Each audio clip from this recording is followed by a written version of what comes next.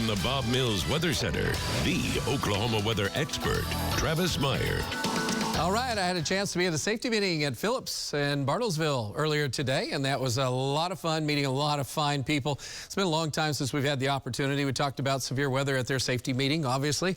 And then also, we kicked off ozone alert today. We were at Driller Stadium earlier today, right before the baseball game.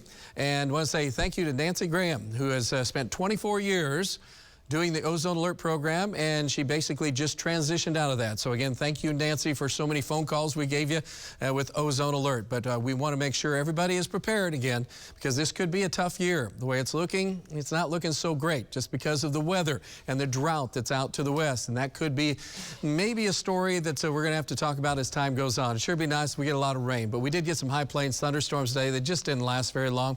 Those showers and thunderstorms are gone now. Earlier, we did end up with a few showers and storms way out west, and again, they went up and they died out. Most of the real severe weather was up to the north in Minnesota. The lake report getting better.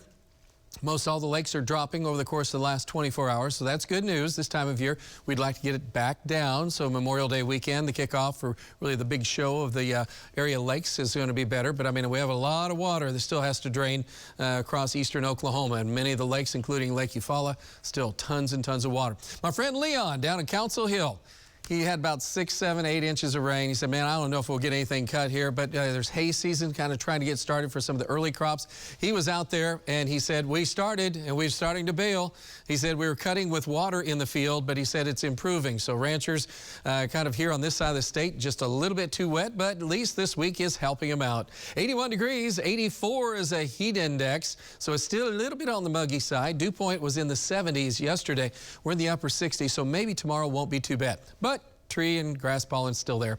So we'll still be doing some sneezing and sniffling. At least some of us will be doing that. Temperatures right now showing up in the 70s to low 80s across almost the entire state. Light south wind, still high humidity, and tomorrow morning, not much difference, except instead of mid to upper 70s, we're talking about temperatures in the 60s to low 70s. That's not too bad. Then it's hot in the afternoon. So we'll go for our second day of 90-plus degree readings for this season. And that's just the beginning, probably. And what we're looking at tomorrow night is showers and a few thunderstorms forming. And by the time we get to midnight or a little thereafter, a few of those could be here in eastern Oklahoma and could drag on into the early morning hours.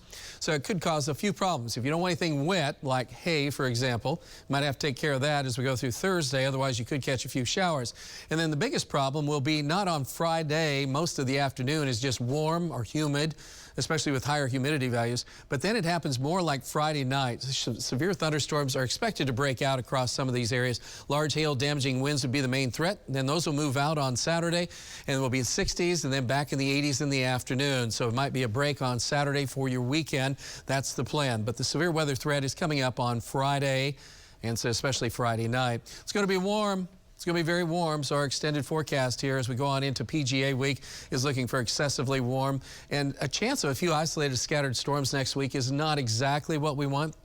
So specifics on the PGA, looking at temperatures will be generally in the 80s to low 90s. Very warm, especially in the beginning and middle of the week. And we're also looking at the winds to still be strong. All the new data still says 15, 25, gusting to 30 miles per hour, basically through almost the entire week. And we have a slight chance of thunderstorms through most of the week. So again, it's very interesting what's going on. Let's hope it doesn't happen. Chamber of Commerce weather, we need it. 69 tomorrow morning, get you rolling. 86 at noontime. Just a few clouds around and a hot afternoon. Heat index not quite as bad. Ultraviolet, though, very high radiation, so be advised. And then temperatures in the 80s. Doesn't sound bad, but higher humidity. Stillwell Strawberry Festival kicks off Friday into Saturday, and then we'll be looking for temperatures. Be basically hot next week for the golf tournament, but not too bad. That's looking at 9-day planner. We'll be right back with sports.